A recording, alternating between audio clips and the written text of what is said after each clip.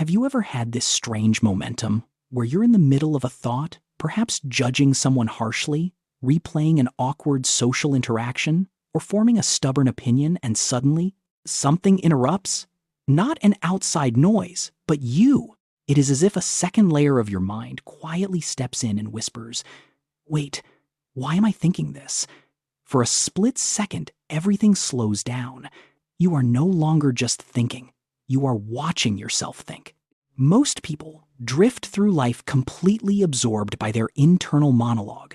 But if you have experienced this glitch in the matrix of your mind, you've touched a realm called metacognition. This is the ability to monitor your mental state in real time, catching thoughts while they are still wet ink. If this happens to you often, it's not a malfunction. It's a sign of the rarest type of intelligence, metacognitive IQ. 1. You notice your thoughts in real time. Imagine you're in a meeting and a colleague makes a dismissive comment. For most, the reaction is a chemical flash of irritation, followed by a defensive retort. But for you, there is a neural lag, a tiny sacred gap. You feel the heat of annoyance rise in your chest. But at the exact same moment, your prefrontal cortex, the brain's executive governor, observes it. "Oh, I am feeling threatened right now." You don't become the emotion. You observe the emotion. This real-time monitoring means you aren't a slave to your impulses. While others react, you possess the choice. However, the raw truth is that this constant meta-awareness can be exhausting. It feels like your mind never fully switches off. And 2, you automatically question your own beliefs. Most people defend their beliefs like a fortress, but you audit them like a scientist. When you form an opinion, a second voice instantly cuts in. Is this actually true? Or am I just biased because this person reminds me of someone I dislike? This is cognitive reflection in action. Your brain resists the natural urge for closure and certainty, which are energy-saving shortcuts, and instead chooses the mentally expensive path of verification. You might feel slower to reach conclusions than others, often appearing conflicted, but you are avoiding the blind thinking that leads most people off a cliff of self-delusion. 3. You catch emotional reactions before they take over. When a situation hits a nerve, you don't let the limbic system, the reactive brain, take the wheel. Instead, you employ cognitive labeling. By silently saying, "I am feeling embarrassed," you create distance. According to the polyvagal theory, this awareness helps transition your nervous system from a fight or flight state back into a state of social engagement. You are not outside the emotion, but you are not consumed by it either. This intellectual detachment allows you to choose your response. To others, you might seem slightly detached in intense moments, but in reality, you are the only one truly in control. 4. You mentally simulate conversations and outcomes. Before a difficult conversation even happens, you've lived it 10 times. You are in the shower or walking alone, and your mind is running high-fidelity simulations. If they say X, I will respond with Y. This is predictive processing. Your brain maps out multiple paths and emotional ripples, preparing for every what if.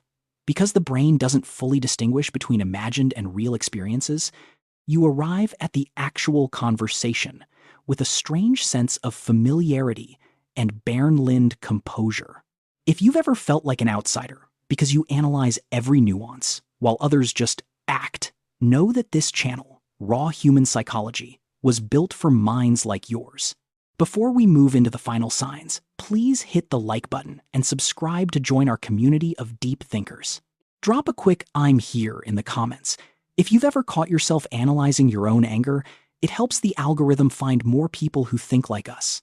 Stay with me until the very end, as the final sign regarding Bayesian updating is the ultimate hallmark of a genius mind. 5. You catch your own biases while they're happening. Your brain is designed to protect its biases, yet yours reveals them to you. When you meet someone and feel an instant dislike, you stop and ask, Am I experiencing the halo effect in reverse? Is it their shoes or my own prejudice?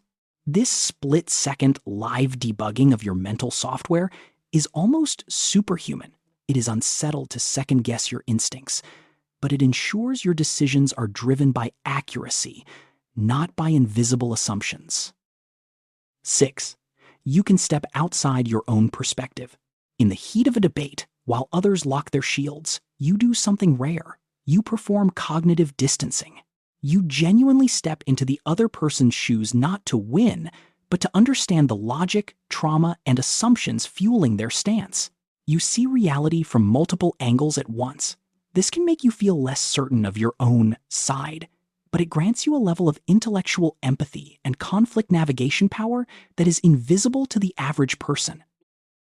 7. You update your thinking quickly when proven wrong. This is the essence of Bayesian updating. Most minds treat being wrong as a threat to the ego.